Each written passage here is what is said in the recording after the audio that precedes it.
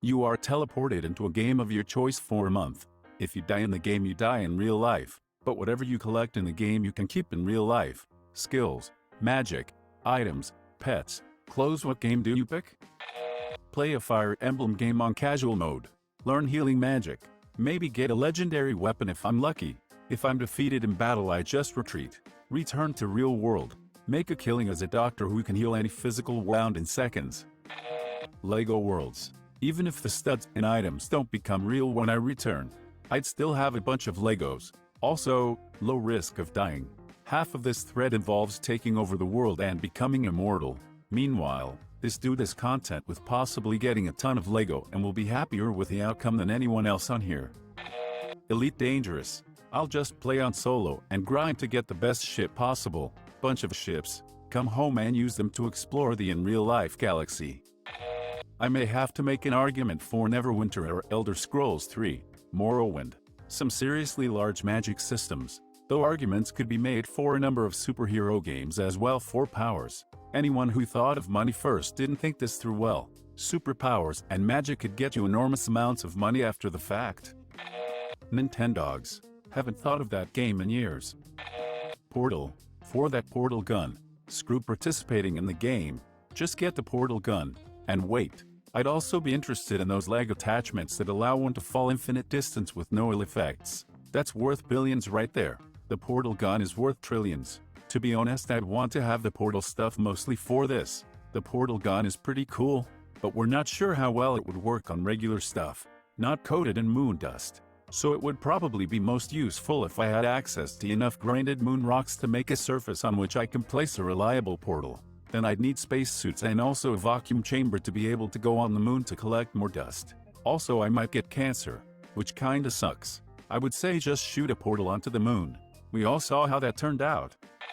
Adventure capitalist or freaking cookie clicker. Why stop at one grandma? Cookie clicker doesn't even give you money. You'll just return with frickload of cookies. Living in cookie clicker would be a fun month. I would probably not want to touch cookies again after living off nothing, but cookies for a month. The Sims free play, they just don't die. That is kind of smart. You could just learn in real life skills like programming and get a great job because of it. Play chess for a few hours and become a world-class scientist. Checkmate education system. Goat Simulator. Only right answer.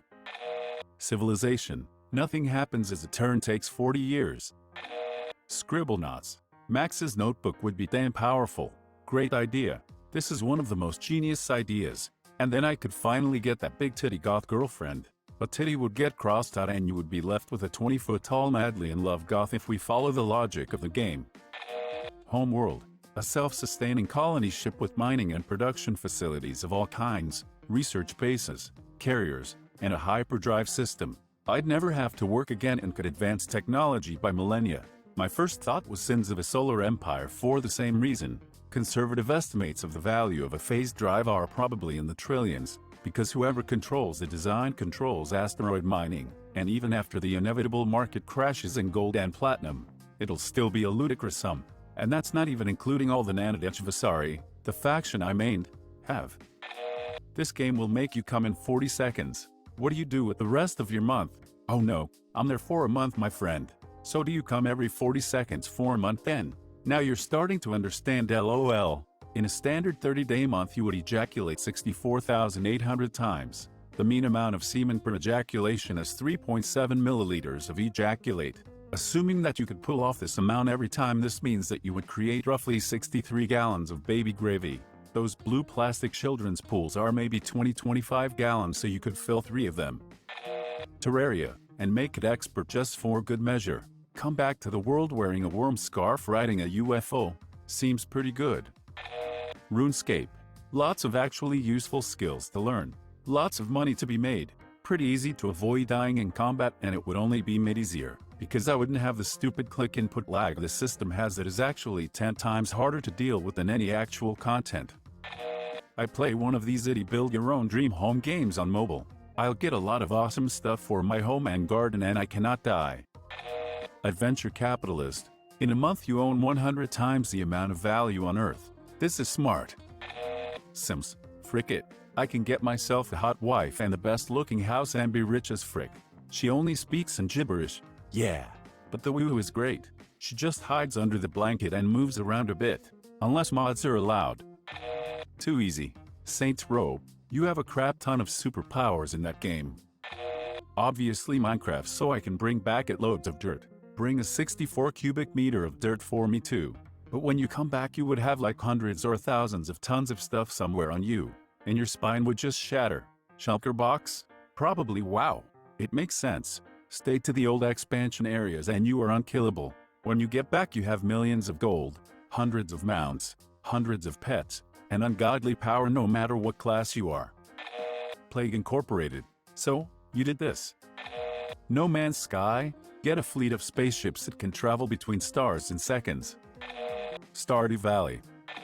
Witcher 3. With my awesome Gwent skills, I'll be a millionaire. I'll try to avoid the drowners in it. How about some Gwent? Minecraft. If you're not freaking around too much, it's easy to stay alive. And 1 meter cube of gold would be worth just a touch over $1 billion. $1,045,521,120 at current prices. Just play creative and you can't die. Plus you come back knowing how to fly. Wouldn't you also come back being able to spawn in material whenever you want? Yes, but you'd also come back being immortal. You will live on as everyone you've ever known dies. Even your own kids. At some point you will have done everything you possibly can. You will live on for billions of years as the sun dies and kills our solar system. Humanity will be gone. Our planet will be gone. The only thing left is you, as you float around in space for billions and billions of years. All alone. Yeah. But if I can spawn whatever material I want and I'm immortal, I could spend a few billion years making a new Sunday. And this new sun would have blackjack and hookers. Sun 2.0 makes the sun look like a loser. Bet it doesn't even have Wi-Fi. The Sims, I'd just be hitting the mother load. Minecraft, coming out with multiple cubic meters of pure gold and emeralds, and the strength to carry them? I'd be a god. And nothing says you can't play creative. That was my instant answer. I mostly just play creative, peaceful survival, and the amount of gold, diamond, emerald I could collect for myself in that time could crash the entire global economy. That's not even talking about modded Minecraft where materials can mine themselves and collect stuff like copper or platinum, or the enchanted items you could create and bring back to the real world. Portal 2. I recently dropped a hammer on my head hard enough to draw blood that flooded my eyes, and I wasn't even using it, just putting it away. I'm gonna say there's a frick load of ways I'd off myself in Portal. Destiny. I'ma get me that necrogism even though the chances of dying is 99%. I'm a big Destiny player. I was wondering, what does death mean in Destiny? If I'm not in a darkness zone and my ghost can revive me, would I still die in real life? If revivable deaths don't count, I'm in. Frick it.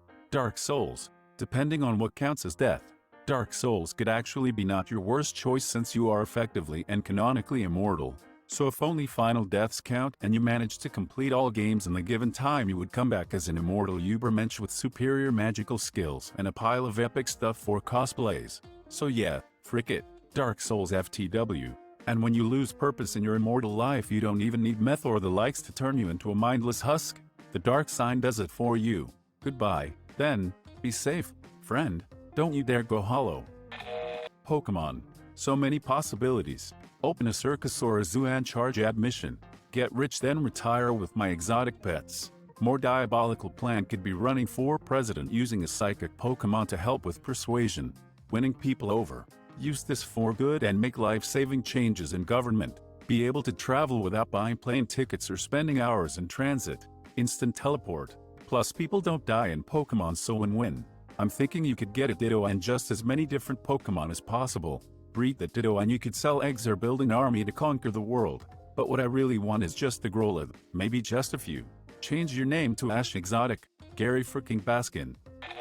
Skyrim. Definitely Skyrim. I'd have a blast and come home with a ton of gold, enchanted artifacts, potions, and bizarre souvenirs. Elder Scrolls Online. All those lusty Argonia-made books would sell well, I bet. Minecraft. A single gold bar right now is worth about $650,000. I would just be very diligent about my mining and lighting. Once I had a stack of gold bars, just hang out until the month is over. Animal Crossing. I have never played those games. Are there any great items for real life in it? In my Animal Crossing house I have a fully functioning kitchen, all the same appliances, etc. There's also tons of clothes, shoes. Wait, so I can have a better life in the game. Let me just stay in the game forever then. Leisure Suit Larry. Titanfall, I get a cool mech and an auto-aim pistol. Killed. You get killed. Though yes, an awesome mech would be cool. I'd go for Mech Warrior personally though. Does Dungeons and Dragons count? There can literally be an infinite amount of possibilities here. Plus I want my pet dinosaur and my 200 slices of cheese.